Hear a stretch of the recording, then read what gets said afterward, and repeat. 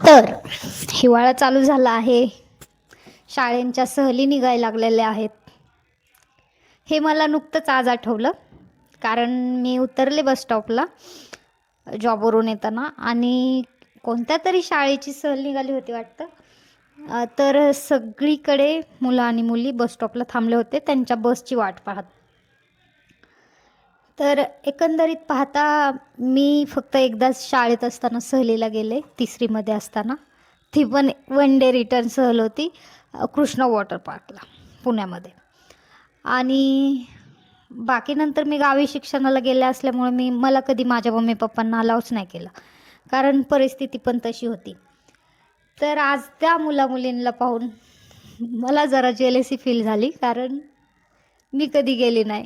असे मित्रमैत्रिणींसोबत 2 ते 3 दिवस स्टे करायचा, एकसोबत राहायचं, शिक्षक, मॅडम्स. तर काय ती फिलिंग असेल ना. तर पूर्ण सहल त्यांची चालली होती. सगळे वेट करत होते बसचा. फुल बॅगा बिगा घेऊन तयारी. मे बी 9वी-10वीची मुलं होती, कारण यंग दिसत होती, जरा मॅच्युअर टाईप. कारण आता लवकर मॅच्युअर होतात मुलं आणि मुली पण फुल तयारीत, मस्त जॅकेट वगैरे, कानाला टोपी वगैरे घालून मस्त ते तयारीत होते.